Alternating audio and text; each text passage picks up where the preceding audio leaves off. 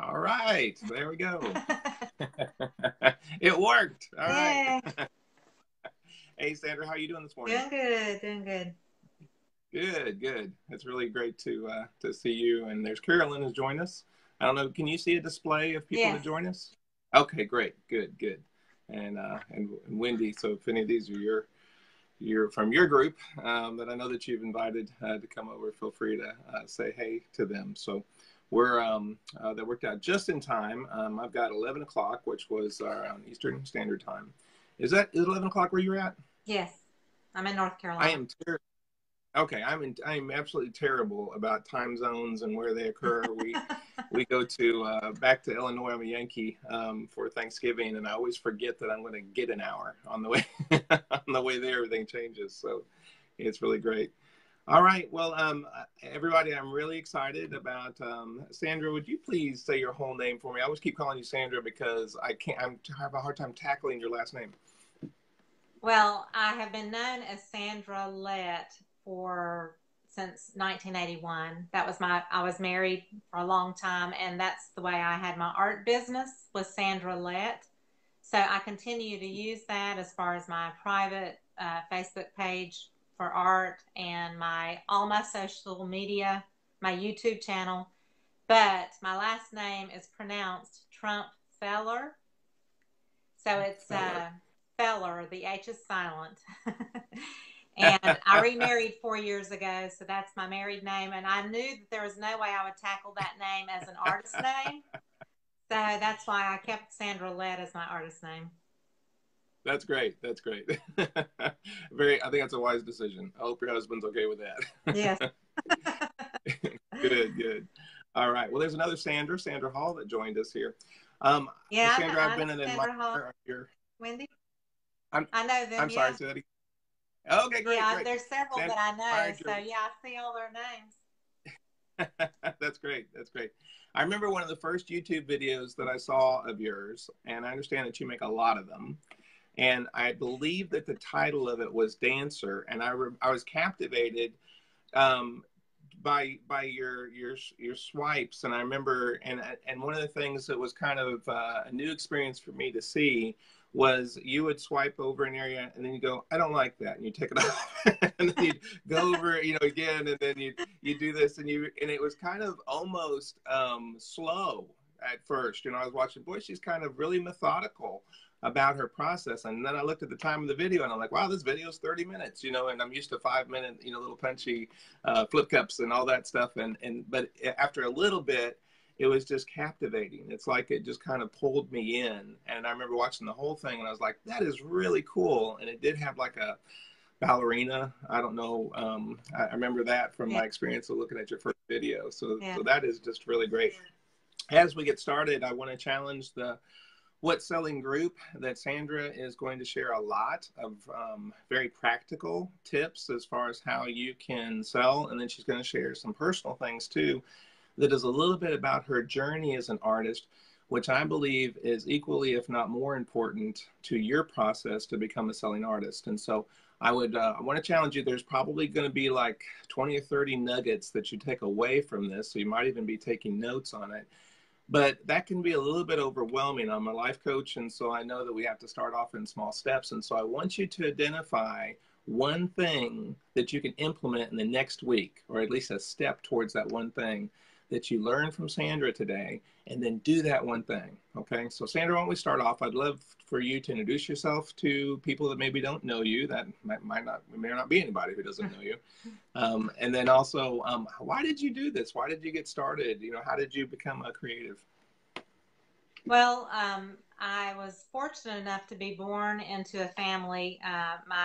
My mother was actually very talented and could paint, but she had four daughters to raise. So she dabbled with it, but never really did anything with it. So I got to see kind of like my homemaker mother, kind of play around with it. And then her sister was a decorative artist in the Wilmington, North Carolina area, which is along the coast, and she did really well at it, and she was fabulous. And then my grandfather, my mother's father, was an oil painter, and he this was back in the 60s, when I was a little girl, And he painted stuff that it was just kind of otherworldly. It was very strange and mystical. And I used to sit in his lap and he would smoke a pipe and paint, and I would just watch him. And it was very slow and meticulous. And yeah, I was a little girl. I didn't know the reasoning or his thought process or anything. I didn't know how to, discuss that kind of stuff. And he actually died when I was around 11 years old. But his artwork, which I have at least 6 pieces of his artwork, which are really, truly phenomenal. And he was the major inspiration in my life as far as just kind of the genetic background of having that, kind of genetic art gene in you. And so I, of course, worked in the corporate field. I'm 54, and this was back, in my early 30s. I had 2 small boys, and I decided to take an art class at Central Piedmont Community College in Charlotte, and they have a beautiful art program. And I took an oil painting class, and I hated it. And I thought, okay, I'm not going to be a painter because I can't paint with oils. And I took a drawing class and color theory and, just a few things like that. And then we moved. We moved to Rocky Mount, North Carolina, where I lived for the next almost 20 years. But at that class, one of my teachers told me that I really had something, that I really had a gift. And Wow. that was all I needed to hear, was someone's affirmation to me that I might have a talent in the art, industry. And I'd seen some decorative painting that my aunt had done and so forth. And so when we moved to Rocky Mount about a year later, I decided to just jump off the deep end and stop working and start painting. And I really had no training. I had, really nothing, but I just started with faith, basically. Just, faith that God would see me through it. And I was very fortunate that I was able to watch. At the time, HGTV was kind of new and exciting, and they were Trading Spaces and all those cool shows. And Yeah, I I love would those shows. watch, yeah, I would watch them do decorative finishes on walls, faux finishes, and watch them paint a piece of furniture. And so what I basically did is I started painting for my family members and things like that. And I went out into the city that I lived in Rocky Mount, and I met a couple of the decorators and people like that. Gave them my name, told them I was kind of new at it, but I would really like to work with them, and built a relationship with them over time. And they brought me a lot of my business, basically. And then Wow. after a while, I built up a reputation, and people loved what I did. And then it was word of mouth. I never advertised. For almost 18 years in the decorative art world, I had pretty much as I could handle, as far as I did finishes on walls, I did murals and painted, furniture and all that stuff. So, Well, you're really defining your artist niche right now, right? I well, mean, that was what you were known that for then. was my Yeah. artist niche. But then Yeah. the circumstances changed because I remarried and I moved out in the country outside of Fayetteville, North Carolina, which is like an army town. It's the biggest army base in America. My husband is a contractor at Fort Bragg, and I moved here and I had nobody around me. My customers were an hour and a half away, and I didn't have any relationship with anybody in Fayetteville as far as my art went. And so I continued to paint on canvas because that's what I really wanted to transition to anyway. But I was painting, I was doing paintings, but not really. I would sell something once in a blue moon on Facebook. But I felt like I was spinning my wheels. And so last fall, I ran across Anne Marie Ritterhoff's videos on paint the acrylic pouring, and I was like enamored, and I did the binge watching, and then I'd go and watch other artists do it, and I was just I just fell in love with the process, and I was searching. And at the same time, I also had joined Matt Tommy's Created to Thrive Artist Program on Facebook, which is a monthly program where you pay $37. well worth every penny. That's one meal at a restaurant that you can give up. That, I mean, it is so, so worth it. It changed my whole perspective on my art, and as far as what I wanted to do, and it changed my perspective about my art journey moving forward. And so I went to one of his conferences in October, and I had kind of a God experience over the weekend, and it was just total affirmation from God that I was getting ready to start a new path. And you had asked me who my inspiration was. Besides Anne Marie and those people on YouTube that are the masters at fluid painting, I met an artist in Asheville who's 76 years old, who is a fabulous abstract artist named Jonas Gerard. And he spoke to me, and the things that he said that same weekend that I went to the conference, he told me to let go and to just enjoy the process and to let creativity and the spirit flow through me, and to not think about making money or trying to please a certain crowd with a type of artwork or anything like that, just to experience God's flow through me. And so I started to do a few acrylic pours, and I fell in love immediately because it was so freeing, because I was a realistic painter. I wanted to paint realistically, flowers and birds and all those beautiful things. And the freedom of the abstract fluid art, where it's not predictable, and it's like a magic show right before your eyes. You know, you don't really, you kind of can control it just a little, but not really. So I started on that avenue, and that's what I thought, you know, I've got 20 years of experience as an acrylic artist.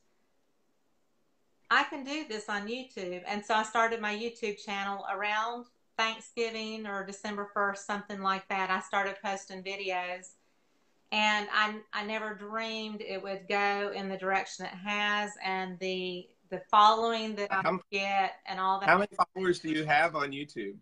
29,000. 29,000. Yeah. That is crazy. And then how often do you post? I try to post every day. Every day? Because in Matt's mentoring program, one of the things he preaches is making daily habits of doing the things that you need to do. If you want to succeed in your art business, you've got to really do the footwork, the groundwork to do it. And even if you don't feel like painting or whatever, you've got to do something, because once you get into it and you start on something, it'll really for me, it'll change my whole attitude. My cares and worries kind of just go away, and I get into that moment, and I am like in my heaven. That's my heaven. You're in your zone. Yes. when you're doing it. And I think that's a really important thing that you've and one thing that, you know, I teach a lot is that our life is full of mountaintops and valleys, really, on, you know, there's big ones in our life, but then there's even just small ones in the course of our day. And so I remember working with an artist many years ago, and, you know, her just saying, I just don't feel like, you know, doing this right now. I have to wait on this mood to hit me. And I said, you have to learn self-discipline. And when we, you know, we all get into that zone where, you know, magic happens on the canvas, and it's just beautiful, and you're just, you know, you got warm fuzzies, and it's great, and you don't need any other form of motivation, because this is just really kicking in. It's like an adrenaline drive. And then there's other times, though, that we have to force ourselves through self-discipline. During that time, we're learning and we're growing in totally different ways as a person and as an artist, that if we didn't do that, we have to do that self-discipline thing. I love what I'm hearing from you. And then, you know, even if there's a day that I can't paint because I have doctor appointments or something, then I'm going to switch modes, and I'm going to go to social media, and I'm going to post. You know, that's also, you know, one of the other things about one of your questions is also about how do you market yourself and things like that. And one of the other daily habits that you need to get into, if you want to make a successful career out of it, is to go and post daily to your Instagram page and, wherever you're in the social media, put it there across the board, keep up with everything and be present in that group that's following you. They want to see and hear from you on a regular basis. So that's good. It's very important for you to do that. What all social medias are you in? I do Twitter. It automatically goes from my YouTubes that I post, Okay. but I don't really go into Twitter and post anything. I also have a website, and if you're serious about your career, I think you need a website, and so that's something that people should work on. So from my website, I also occasionally do blogs, or I do free giveaways each month and things like that. So all my posts there automatically go to Twitter, Instagram, YouTube, Facebook, Pinterest, everywhere. Pinterest. So that's awesome. And I know there's programs like Hootsuite that you can post once and then it'll send it out into, like, I think 8 different forms of social media. You mentioned that you have, and I know that's a setting, I have it too, on my YouTube channel. And then also when I go to Instagram, it'll automatically go to Twitter as well whenever I post on it, and Facebook. And so some of these social medias are linked that way. And then you can also, through groups, and I understand you kind of recently started a Facebook group, right? I started that June 13th, and I already have about 2,700 people or so in it. So wow, that's great. Yeah, that's great. Yeah. That's an amazing following, actually, in that short period of time. Yeah. And so I'm sure a lot of those translated. And so a lot of this is you got to work really hard to get over the hump. And then once you do, then several of your followings will go over, into the other medias. And there's some things that, in my history, I had this runaway YouTube video that for some reason got over 200,000 views, and I have no idea why. It's not even that good of a video. it just really took off. And so there was a few things to learn from the experience. Some of that is actually no longer possible because YouTube doesn't feed into Facebook like it used to, so that I think what really happened is that I'd posted it in like 10 of the acrylic pouring medium groups that I was in. And as people just kind of scrolled on and it played for a second, that counted. Right. And then it got the algorithm over at YouTube picked it up and went, hey, this is really taking off. And so they started suggesting it in the sidebar, and that's when things just exploded. That's not possible anymore because of the social media is always changing. Right. So it's really good to have insight from people like, Matt Tommy, I'm sure stays up on those types of things and advises you. Yeah. And other resources. I have coaches specifically for Facebook and for Facebook marketing who kind of stay abreast of those types of changes. And so that's something that's real hard for an individual to be able to know how to navigate. So there's people that kind of specialize in that. So that's good. Yeah. There's actually, there's a girl in my group, and I think she lives in New York or New Jersey, and she's Art by Fars, I think is her YouTube channel. Oh. So she got featured on Insider or one of those little things that came up through Facebook and everything else. And she's had like 4 million views, I think, on one of her sink strainer pours. So you never know, in social media. Oh, wait, is that the one? Listen, literally, I have had 10 people post that to my personal wall saying, Casey, have you seen this? And so I've got like this, now I'm copying and pasting the same thing where I said, it is so nice to be so understood by so many people. And thank you. You are the 9th person you are the 10th person that posted this to my wall. And then, ironic, and actually it caused me to change something because next month, I do workshops all over the place. I have 5 workshops in the next 6 weeks. And so, and I shifted so that I'm actually doing the colander pour next month in all these workshops so that I could add that to that and say, and you can learn this too, so you got this runaway viral video that you and I didn't create, but we can jump on and we can utilize in our business. Yeah. Yeah. But, like you mentioned, the feathery looking swipes that I do, That first one was called The Dance, and it was very abstract. And then the Oh, second one that I got so many hits on all over the world was called Feather Dance, and it was a little bit more open, and it was with my swiping technique. So, and I've had several 100,000 views on that. And so, you know, it doesn't, you get inspiration from all sorts of sources. People on YouTube, people on Facebook. That's why I'm in multiple groups in the acrylic pouring world, because there might be something I see on one group that I don't see in another, but something that really inspires me to create something a little bit more different. So it's for me, Matt had taught us, you know, in this mentoring program, he demonstrates it. It's a matter of sharing your knowledge, and I like to share. I don't like to keep my recipes or my techniques a secret. I yeah, believe in sharing. I believe in sharing. yeah. I think it brings back more joy to me to be able to share, you know, when I am able to do that. And somebody mentioned to spell Matt Tommy. It's Matt, M-A-T-T, and then it's Tommy, T-O-M-M-E-Y. There's an E before the Y. And you can look them up. And yeah, somebody I mentioned. tell you what, let's talk more about Matt Tommy, because I know that he was really key with both you and I. And matter of fact, that's where you and I met. And in January, he had a 30-day art challenge, and so we'll post some links later when we're off of the live about where you can go. Sandra and I first met at a Matt Tommy did this 30-day art challenge, and he does have it's a Christian focused art. And say the title of his group again for me. Created to Thrive is his mentoring Facebook group. It's called Created to Thrive. Great, great.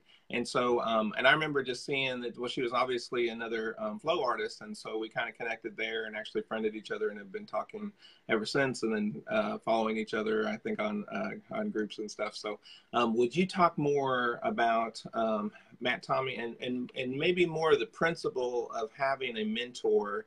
And then I understand, too, that you've started mentoring, which I think is a very natural flow for us as humans. I think we should always have a mentor, and we should be mentoring. This is just how we are social creatures, whether it's in our personal life, you know, different aspects of that, or even our business life. Could you speak into that? So his mentoring program, it does cost $37 a month, but so the Facebook group is where you have the opportunity to connect with other Christian creatives like you. And in this group, it's not just painters. It might be a musician or jewelry maker. He is actually a basket sculptor. He makes these gorgeous, very one-of-a-kind basket sculptures that don't have handles. They hang on the walls. They're like artwork. And it's faith-based, so he has a lot of great Christian advice from a biblical perspective about how God created creatives. He created us to do what we do. It is our calling, and it is our ministry. And I look at this as a ministry too, because in my YouTube videos, I might not be talking about Jesus through my whole video, but I might make one little comment about my faith in God or whatever. And I've gotten countless responses from people that say, "I'm so glad you're a Christian. I'm a Christian too. And you really inspired me," or "you really lifted me up today." So you never know how you're going to, you know, affect someone else. But so he has the Christian perspective, and he backs it up with scripture about God blessing us in the direction of art, that it is a gift and it is a blessing, and he wants us to financially succeed as an artist as well. The starving That's artist awesome. mentality is not true. It is not true. You can make money as an artist. And then his business perspective is the other half of the equation. And he's just phenomenal at giving you good, solid advice about creating a website and posting on social media. And another thing that I had, you know, a curator in New York tell me is to always keep, like, your profile picture. keep it the same across the board in all your social media pages. Like I have a picture of me standing in front of a barn with paintbrushes and a blue dress. And that is the same in on my Facebook artist page, my website, my Instagram, my Twitter, so that people automatically know who I am when they see that picture every time. Let's basically become your logo, at Yeah. that point. And Yes. we've been talking in this group recently about how an artist the first thing you have to sell is yourself, and you have to sell your name before you sell your art, and that you have to establish a reputation if you're going to get more than $35, for what I consider there's craft prices and there's art prices. Yeah. And, It's not just a hobby I mean, it's my passion, but it's not a hobby making thing for me. This is my career. Yeah. It's my career. That's awesome. Yeah, And, that's awesome. and I would do it still, even if I had the money and I didn't need money, I would still do it. But, I have to pay the bills, so this is what I'm doing to pay my bills, but I would do it no matter what, because I am not the same person. If I can't paint, I can't wait till the next day when I can paint. If there's something like yesterday, I was on the road all day running around and I delivered a painting and things like that. But I can't wait to get back and to start painting. And that's really like truly following your passion, But he just gives really good sound advice about how to run a business and everything. Like I have an IT husband, so he set up my website and all that, and it's through WordPress, which is for a lot of people it's very hard to do. But there's also another one called Weebly that Matt talks about that is more user friendly and people can set up their own websites. So that's also something to consider as you grow as an artist, from taking your hobby into something you want to do as a business, is to consider eventually having that website and putting your face on a page where people know who you are. And that's the reason I use my picture of me instead of a logo. Is I want them to find my name, and then I want them to know who I am exactly holding my paintbrushes. I don't put a picture of a piece of fluid art as my logo, because there are a million people that put pictures of fluid art as their picture, and it's not recognizable. So you want to stand out in the crowd as far as how you market yourself too. That's awesome. Very. Did I cover everything as far as Matt goes? I'm trying to think. I think so. We'll put some links in there about both how to get involved, about his mentoring program, and then also that he currently, again, we met during that 30-day art challenge, and he just started another 30-day art challenge. Yes, I just started. And it's not too late to join. Yeah. And so what Today everybody can do that wants to. Yeah. It's day 3 in a 30-day. And also, he asked me to be a facilitator in his group. He posts a video once a week in this mentoring group about, it's a question and answer video. And it's a phenomenal video. Every week you learn something from it. But he also does, maybe once a month, he does a mastermind intensive group where he has facilitators, and there's about 700 people in this group, and there's about 10 people that are facilitators, and I'm one of them. And so that's my kind of way of mentoring to someone else, is 5 or 6 people can be in a group and they can ask you questions and you can give them advice about what they need to do to take the next step at whatever point they are in their journey. So that is another way that I kind of mentor, is through this program. I'm one of the facilitators that, someone can join in on my group that week and, ask questions and get advice and get encouragement, whatever you need.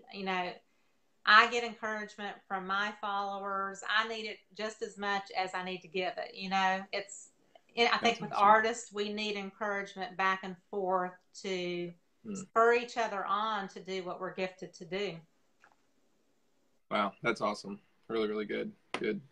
Neat. So we'll put that in there. So if you wanted to join the 30-day art challenge, every day you do an art piece, and according to a certain theme, and then you post it on that Facebook page. And there's usually a couple hundred other people that have done it. Oh, yeah. It's really neat to see, like in your news feed, how they have interpreted the the instructions. I think yesterday was to either write a poem or be inspired by a poem and then do an art piece based on that poem. And so that you get to kind of tell a little bit of a story behind it, and it's really neat. So there's Kara. Kara loves you. Carla, excuse Carla, me. yeah. It's a tiny, tiny screen there. You want to talk about more about your particular style? I don't. If you covered all of that, that's cool. And then what do you do to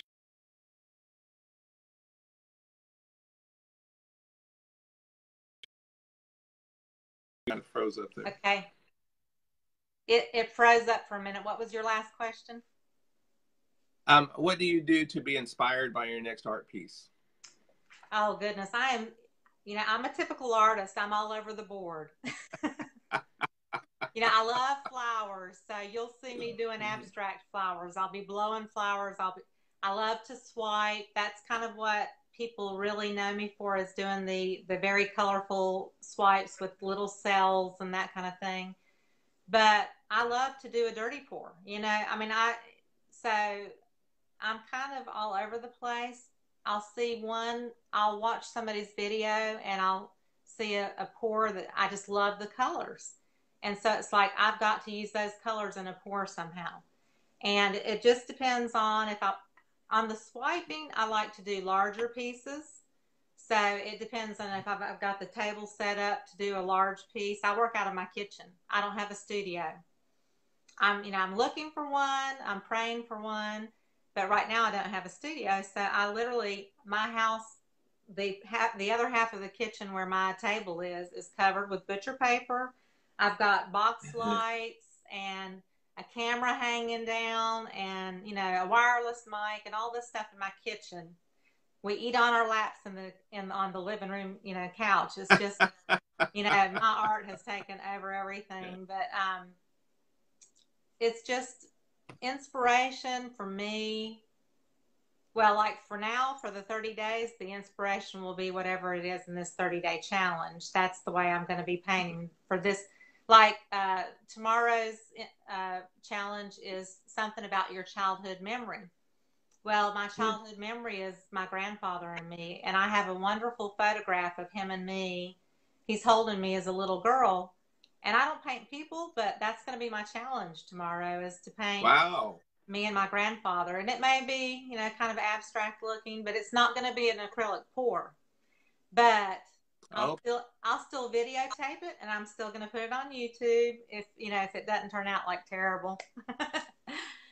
But I'm constantly. I think you should post it if it does turn out terrible, because it's just how we learn. It's how we grow and get outside of our comfort zone. And so to walk with you during that process of even uncomfortability, I think that has value, for the watcher. Well, that's one thing that my viewers can say about me, is I'm always changing something in my pour or swipe. There's something always that I don't really care for, and I will swipe it off or paint over it or try it again. Yes.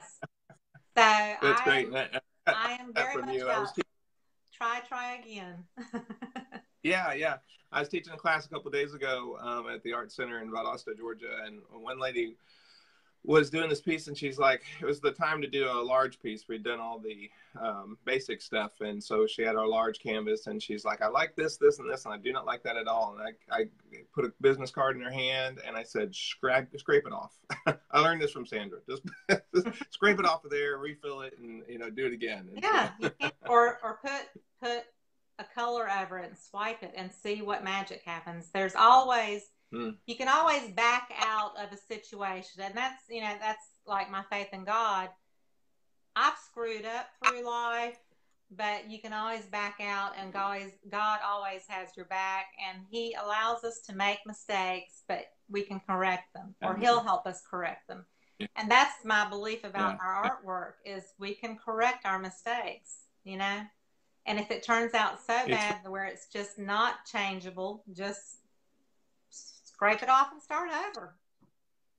I love it. I love it. You mentioned earlier, about that God endorses us being creatives. And it's kind of funny because so much about the world, and particularly this American lifestyle that we have, where we're very, very fast paced. We're multitasking. We need answers to every questions, fast food, everything, is supposed to come to us very quickly. And we don't have our culture doesn't have a big tolerance for creative work. Now, I think it's swaying. I think there's a big movement in that.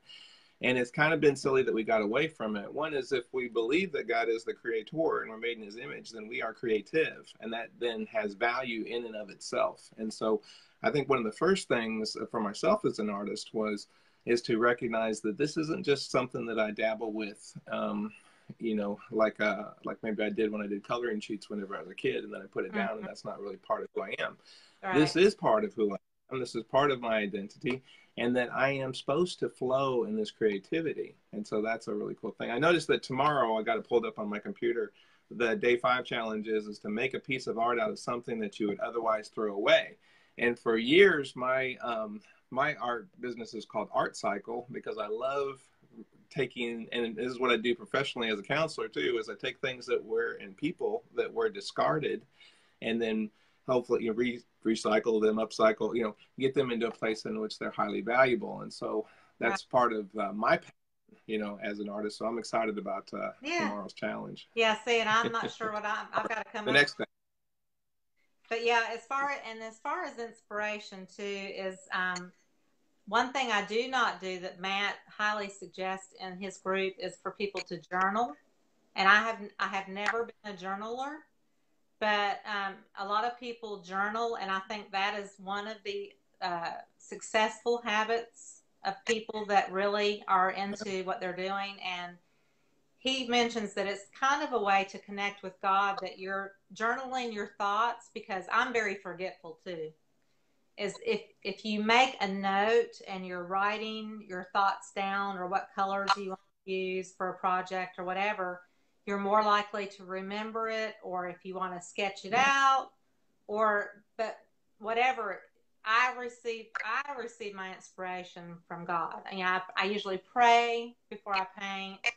I ask him to flow through me and to speak to someone in some form or fashion through my art, either through the YouTube video or through the piece when, eventually somebody may buy it. But I'm always asking God for inspiration. And the other thing that I've learned, I've been a Christian most of my life, but I never thought that I was one that ever heard God speak to me. And this is something that he's trying to teach his people in the mentoring group, as how to listen to God. And I have learned that you don't have to always audibly hear God's voice. That's not always the way God works in your life. It can be in your thought and creative inspiration process. And so I have learned that, when I started thinking about doing the YouTube channel, I wouldn't have done that. 6 months prior to that, I would have never thought I was going to be doing a YouTube channel. But somehow that thought came into my mind, and it came into being, and here I am today at 29,000 subscribers. There's a reason I started that YouTube channel, and I don't know what the reason is. Yeah. The only reason is God must have inspired me to do that. There must have been a reason. With all of my clients, the first thing that they do, I'm sorry to interject about the hearing. We're really poor, and I've gone to some charismatic churches, and I go to a Baptist church, now, but really kind of they always use terms like, what are you hearing from God? What is God saying to you? And these are all auditory words, but actually we have what's called our primary representational system. We're either auditory, visual, or kinesthetic. Kinesthetic is tactile contact. So speaking to a group full of artists, there's probably a lot more kinesthetics listening to right now. And because of that, that's the way that we represent the outside world to our inside, right? And so it's also your learning style. So teachers are very familiar with auditory, visual, kinesthetic learners. Well, I give people an assessment on which one they are before I begin working with them. It's their intake paperwork, because it's important. And one of the things that I had to realize is that, I was in this 20 years ago, I was in this environment where people were talking about, God talking to them. And I'm like, I don't hear anything. What are you talking about? And Right. statistically, the least of us are auditory learners. And most of us are visual, secondary is kinesthetic. And then that's percentage wise, the least of us, human beings, are auditory learners. And so I had to learn. I would get a kinesthetic kind of feel or a push or move. Let's go this direction, and and if somebody asked you, why are you doing this? You have to interpret it because you're speaking to them, in auditory. I feel like God's telling me to go to this university and get a degree in counseling, but I almost felt like I was lying because I never heard those words, even Right. though I believed that other people did, and I Right. do, that they get more of an auditory Right. representation, what they're hearing from God. And it's important too that the bigger picture, how do we take that's personal, and how we go forward with it, is that our art and what God inspires in our art also has a message and a representation that can be for the viewer of our art piece could be auditory, visual, or kinesthetic. And so we have to have that in mind, and just kind of have a childlike curiosity of Right. how is this message going to be conveyed. And I don't have to have control over that, but I do have to allow that to go through me. Right. Yeah. It's, I didn't realize that sometimes my thought processes are maybe God speaking to me. So it can be just being more open to the idea of God, if there's something you need to let me know, if there's something you can, reveal it to me, is asking God to reveal it to you. But just thought processes in general is just being really attuned to what creative processes are going through your mind. Today, I'm going to do a swipe, and I'm going to make it very colorful. And I don't ever really pre-think out what I'm going to paint. I mean, some days I do say, okay, I want to try to do some blown flowers today, but I never, like map it out or sketch it out or anything like that. I just allow my creativity to flow. But I now understand that God is speaking through me and through my thought process, and I am hearing his voice. It's not, Sandra, paint a flower today. But there's something to be said about really being attuned to your thought process and asking God to allow you to hear him more clearly. That's what I'm working on. And it I love really it. seems to be working for me. Good. Yes. Yeah. Yeah. By a lot of evidence. That's really good, because you sell a lot of art and you get some really great prices for your art. And could you speak into how do you price your art? That's something that comes up commonly. I think actually I approve every post that comes onto this page, and 2 people just this morning asked a question about pricing their art. How do you go about? Well, and I've been an artist for 20 years, so I chalk up some experience as to making my You prices a should. little higher. You So should. I just recently, in the last 3 or 4 months, I had never had prices on my website. I had always left that blank and put ask for price. And one of Matt's things is never, never, never not put a price on your website. Because if people don't see a price, they're going to just move on past it and they're not going to ask you. And so that was one of the things I worked really hard on earlier on this year, was going in and getting out of, it's kind of an uncomfortable feeling to put prices on things. But I decided $1 a square inch was going to be my price. And then, but I'm also willing to be flexible, because like I just had a show that was in Raleigh. It was a pop-up gallery, so that means it was just a one-night event that I was invited to participate in with another 50 plus artists. and it was dancing and singing and fashion and other artists and jewelry and a little bit of everything. And it was a very young crowd. And they had already had to purchase a $22 ticket to get in the doors, and they had to pay $7 for parking. So they already had to pay $30 just to walk into the event. And I knew, and God told me, or maybe God didn't tell me, but I felt like I needed to be very generous that night. So I only had 6 feet of space. So all I took was my 12-inch canvases.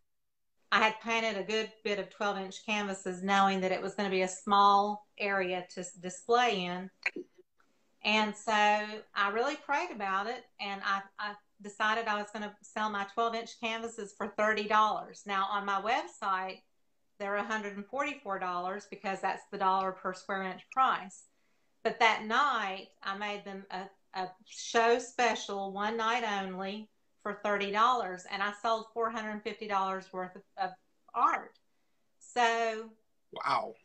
You have to determine, do you want sales? Do you want to make the connection with people? Do you want to have this one-on-one rapport, or do you want them to look at your art, see the price, and walk away? Right. And I chose. Well, you mentioned also giving arts away, things away, and so in that case, you're kind of meeting like a halfway mark there. You know, it was promotional. You got your name out there. You also, right. I would imagine, established your value with people, and they from knew. That. I gained some clients. Yeah. I've got another commission from that night and everything. So to me, it was worth it, and people were touched that I was so generous. And it was, you know, it's not my generosity; it's my grace that God gives me. I'm showing grace to other people. It's, you know, they're gracious enough to show up for the event. I'm going to give them a special price. Now, I have a festival coming up, a city festival coming up in October, where I'll have my own 10-foot booth and all that. And I will go in with a price in my mind. I'm going to use my website price of $1 a square inch. But if I see that the crowd is younger and it's like younger families, I might drop it and say, today I'm selling everything for 25% off. You know, people always like to feel like they're kind of getting a special deal too, you know, and really just, what I do is, if somebody asks me a price, I connect with them. I ask questions. And if I know in my gut that they really can't afford something that I've got it priced at, I'm going to offer it to them at a price that they can afford, or offer them to make payments. You know, I've sold stuff to YouTube fans, and they'll ask me how much, and I'll tell them, and they'll say, well, I don't think I can afford that. And I'll say, well, what can you afford? Or, you know, I'll take a payment, and they'll say, okay, I can pay you $200 this month and $200 next month. Okay, we've got this agreement on a message or a text or however we're communicating, email. Then I'll work with them, because I would rather my piece of art sit in somebody's house and bring joy to them than sit in my house in a guest bedroom with 100 other paintings, which is what I have right now. Pretty sure we all have that going on at home right now too.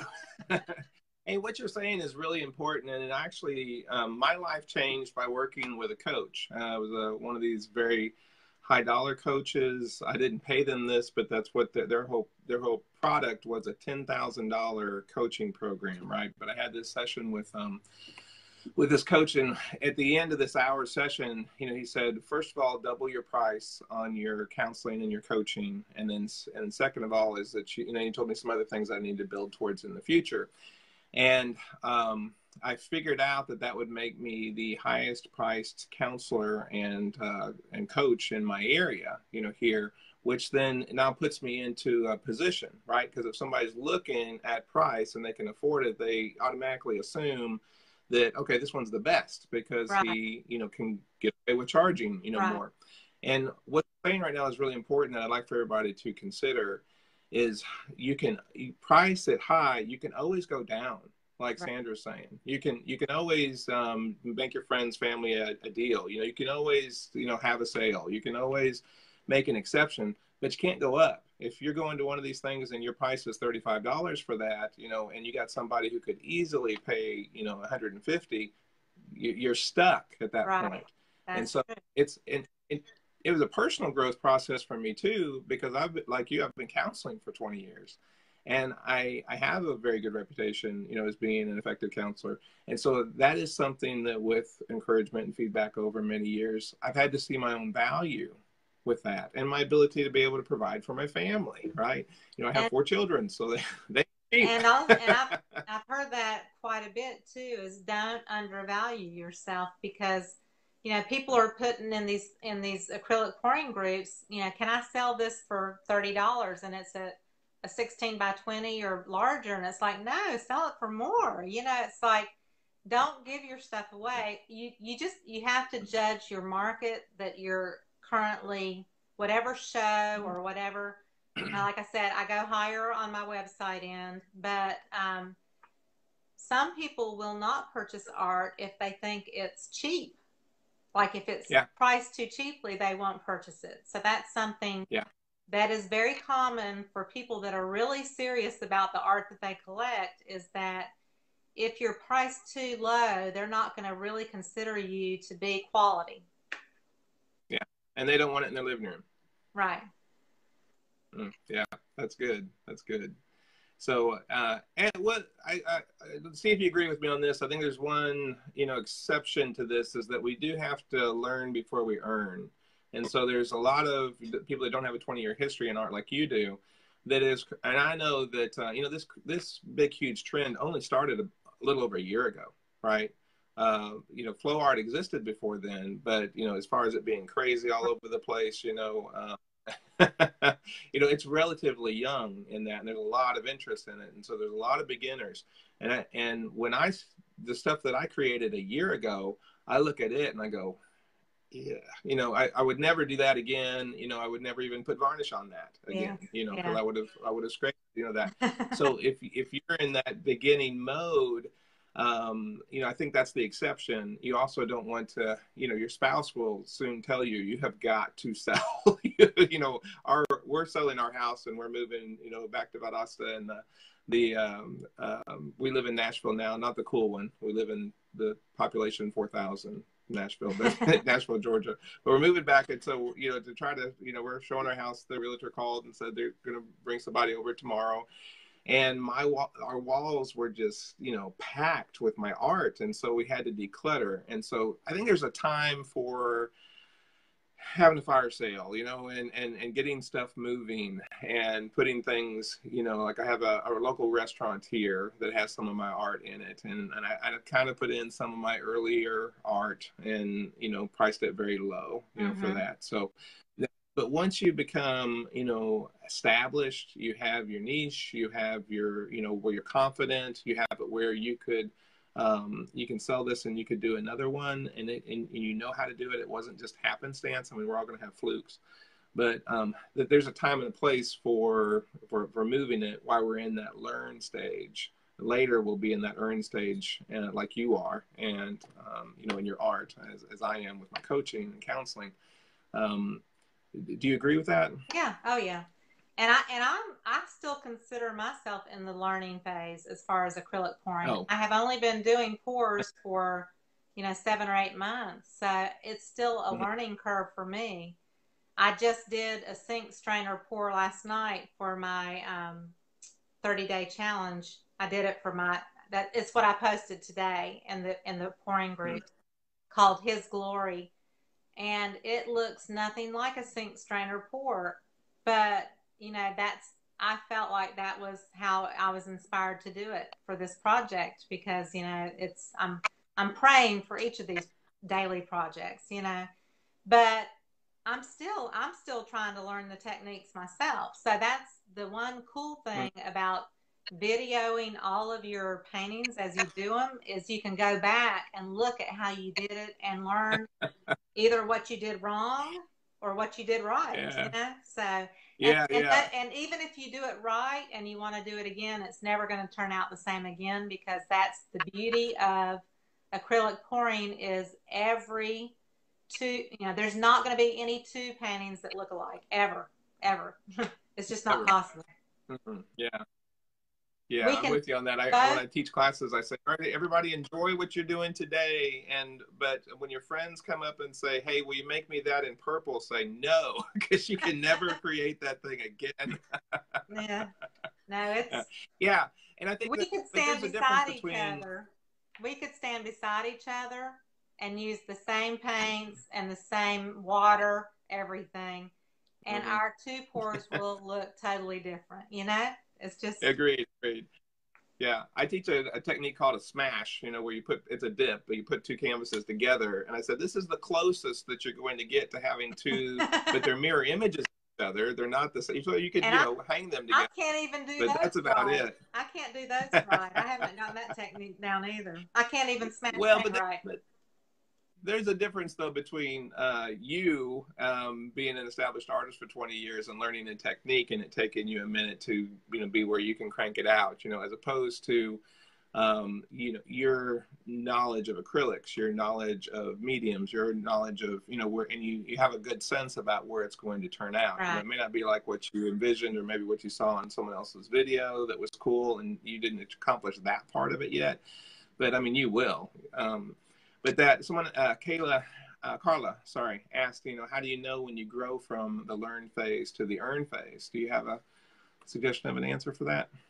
I think for me, the largest response I'm going to get to any of my artwork is usually through Facebook. And so I would say posting your pictures on Facebook on your own timeline as well for your friends and family to see. You can do it in acrylic pouring groups and you're going to get feedback there. If it's good, you're going to get feedback. People aren't going to tell you if it's bad. They're just not going to respond. But yeah. If you start getting people that say, oh, how did you do that? How much is it? Oh, I've got to have that. Then you know that you're on the right track. That's good. That's affirmation that you're getting better at what you do. So I think just getting positive critiquing from fellow pourers in the different groups, and then also, like I said, posting it on Facebook or showing it to family and friends, and getting that sense of how they respond back to you. If they look at it and they go, oh, that's not, yeah. Or if they say, oh my goodness, that is beautiful, then you know that you're on the right path. That's awesome. That's awesome. Well, believe it or not, we have been talking for an hour. This hour went by so quickly. I just really enjoyed talking with you. How about, do you have any final comments as far as like a message that you'd really like to share with the listener? Let me look through my notes real quick, because I'm like I said, I'm we an cheated. artist. I sent Sandra a long list of Q&A, and then she filled it out, and then we've been bouncing back and forth for a couple of weeks, and so we wanted to be well prepared for you for this Facebook. So she's looking at her cheats right now. Excuse me. I would say, just constantly watch videos, to watch people's techniques, to watch how they layer something or how they choose their colors. Like I started with Anne Marie Ritterhoff because she's so good at teaching. She's so, slow and patient. And when you said that I was kind of slow, it was probably an hour and a half video trimmed down to 20 minutes. So I am kind of slower in my process, and I cut out a lot to make it. And still, my videos are longer than most other videos. But yeah, I love it. It's just when you mention like art trends, how do you choose what you're going to paint? I usually just go with my gut. I love happy colors. I love a lot of colors, so I'm always usually going with a very colorful direction because I think it kind of appeals to the masses. But you can also look at the decorating trends. Purple is the color of the year, and so I've tried to incorporate some purple paintings into my pours and things. But just be aware of. I just kind of try to listen to my inner feeling and my inner gut. And if you don't have a lot of artistic knowledge, is just pay attention to who you think are the really great pourers and teachers, And if there's, local classes in your area, try to take a class. I see that's something new that I'm going to try to start doing is, I'm going to start teaching classes, and I've not done that in person yet. And that's going to be nerve-wracking for me at first, but I think that You'll be awesome. I think I'll be able to naturally just jump right in. But yeah, there's acrylic pourers in every city. So there's probably somebody teaching it somewhere. So, just. Well, I have another group kind of like this one, but it's for teachers, and you've joined that group. And so, and I welcome anybody who wants to do that. And what's funny is that there's people from all over the world, and I do some coaching with them and, do some mentoring with teachers of acrylic pour, art. And the majority of people that I have an interaction with is in Australia. It's kind of funny. And so we're always in 2 different time zones. That seems to be a really big market for the acrylic pouring. They seem yeah. Yeah. And see, so it's very fascinating to have that kind of global reach with something that just seems so, I don't know, simple. Well, there's so many. I would love to do resin pouring, and I don't have the space to do it and the environment to do it, but that's on my bucket list. So, I make notes of what I like, or I put down a name of somebody's video I liked and what the name of the video is, so I can go back and refer to it, watch it. And I do just like everybody else. I watch people and I learn from how they do a process, and I think that's one of the best ways to do it is just watching the people that you think are really skilled at what they're doing. Yeah, that's great. And I love the save feature on Facebook, and a lot of people don't know what that is, but it looks like a little ribbon in the upper right corner. And so if you're scrolling through and you really like somebody's art, is you can just click that and it goes to a special save file that you can access later. And I have probably over 100 art pieces that I've seen other people do, or it gives me inspiration, or I'm like, I like what they did here. I don't really like that art, but and then I go back to it, and that becomes now on my to-do list. It also becomes my list of the next thing that I teach, when I'm building my list of techniques on how to do that. So that's really good. And I save people's photographs all the time, and I put it in a folder called ideas. And so I can constantly go and look and say, what did I really like about that picture, that particular color frame? What did I really like about it, so that I can create something that's maybe similar, but not, because nobody will ever create 2 pieces that are alike. But it's so much, it's very encouraging to me. It's phenomenal to see people, like if I did a swipe and then I put flowers on top of the swipe with my squeeze bottles.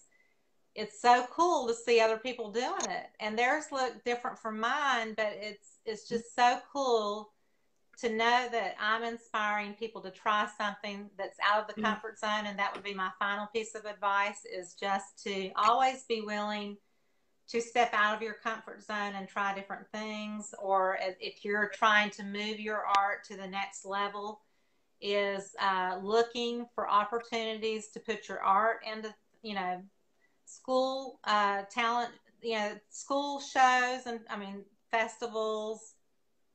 Churches have events.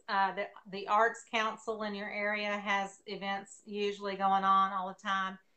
You gotta do the groundwork or the footwork, but constantly be looking for ways to get yourself out there and to start getting into exhibitions and festivals and things, and try to sell a little bit and see what happens. So. Well, you might sell some, but the networking that you're doing and the relationship and the understanding as your brain kind of wraps around the business structure of selling art is so valuable to us. So I love what you're saying there. All right. Well, next week, this time on the 8th, we're going to do another interview, but it'll actually be on the teachers group. And so if you haven't joined that group, I recommend that you do that. And so Sandra's already there. And so where I do an interview with Gretchen Wheeler, and Gretchen is I picked out the prima donna artist today, and the prima donna art teaching business owner. She has a business that she employs actually 8 different teachers. Wow. And she has a studio. She does some great stuff. Yeah. And Gretchen is a wonderful person. Gretchen has started a social media group that I'm a part of, and I pay. It's a paid membership to be a part of that. And she's actually been coached by Stu McLaren, who is a great mentor and coach. And she pays him thousands of dollars to do that. And so I pay her much less than that. And she filters down that information to me, and it makes it so much easier for me to do what I do. And it's been more than worth it. I mean, I've gotten 1,000% more return on my investment. But Gretchen is a wonderful person too, like Sandra. And so she's going to be 11 o'clock next Friday, Eastern Standard Time, but on the teacher's page. Yeah, you'll definitely want to see that. I want everybody else to join us for that too. And so, Sandra, any other final comments before we end?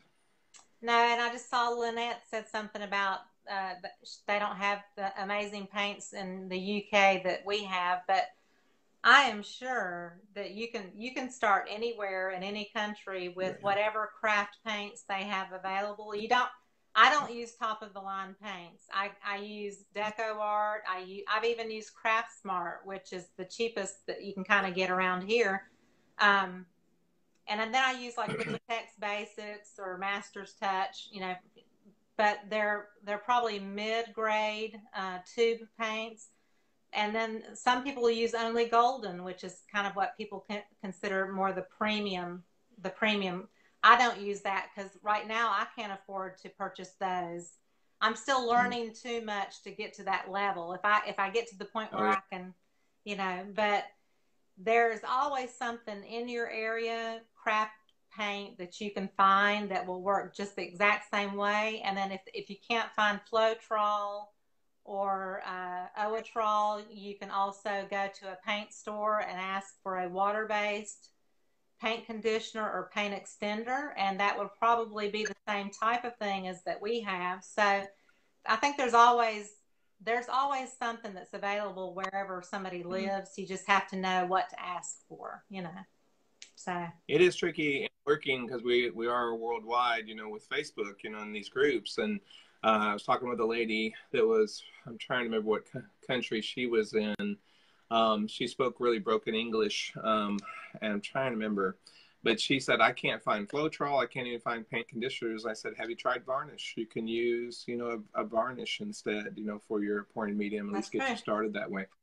But, and I bet most of the people that are watching this can identify if you started this a year ago, if you started this 6 months ago, and you got several dozen of your early pieces sitting there, that you made in the beginning, and now you look at it and go, I'm so beyond that, right? I don't want to do that. A great way to learn is you don't have to go out there and spend your paycheck at Michael's. You can go get to a paint store, go to their Oops section, find it, right? Use house paint, and there's a paint store in Valdosta that's where I live, and not even Lowe's or Home Depot, but it's just a what is it? Peacock paint or whatever. And I said, well, do you have any Oops paint? They sold me $1 a gallon, for Oops paint. This was a long time ago. Then even got some tints from there because their little machine in which they tint it, right? It kind of oversquirts, and so they collect that, and they're just going to throw that away. You can have that, so you could take something and even change the color of it, for you. And you could even just cut out pieces of square cardboard. That's what I tell my students. Water the paint down. Don't even worry about an extender. Don't worry about, anything else, Use some cheap oil or, for your silicones, for your cells and stuff, and practice. It will only be something that you can learn on while it's still wet, because when it dries, it's going to look just terrible. It's going to warp and all that. But think of right now, like I said, probably all of us have 30, 60, 100 of those paintings that you don't know what to do with now, and you're just ready to throw away. If that was just done on cardboard with house paint, you would have learned the same thing, and you wouldn't have had that expense, and you probably wouldn't feel as painful as putting it into the dumpster. So there's just a way of starting, where later you can start getting into more expensive paints, and it's fun. The other thing is most, dollar stores are going to have at least the primary colors, white and black, in dollar bottles.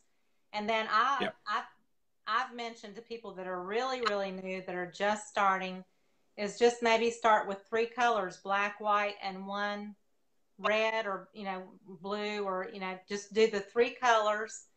You'll be amazed at the beauty that you can create with just black, white, and one color, you know. So Hmm. you can You're start with also a really safer because minimal you're budget. not mixing warm and cools. Yeah, you can start with a minimal budget to, you know, really get going. You sure can. Sorry for talking over you. Well, there's a delay between us, and so it's hard to not talk over each other sometimes during these lives. But all right, well, Sandra, thank you so much Thanks for for having. joining us here, and I really love your message and what you've shared. And there's so many nuggets of value. I think there's way over 20 or 30 things that we could write down as far as things that we've learned from this interview. And I appreciate you so much. All right, thank you. I appreciate it. Very good. You have a good day. Y'all Okay. have a good day. Thanks for All joining. right. Thanks. Bye bye. Bye bye.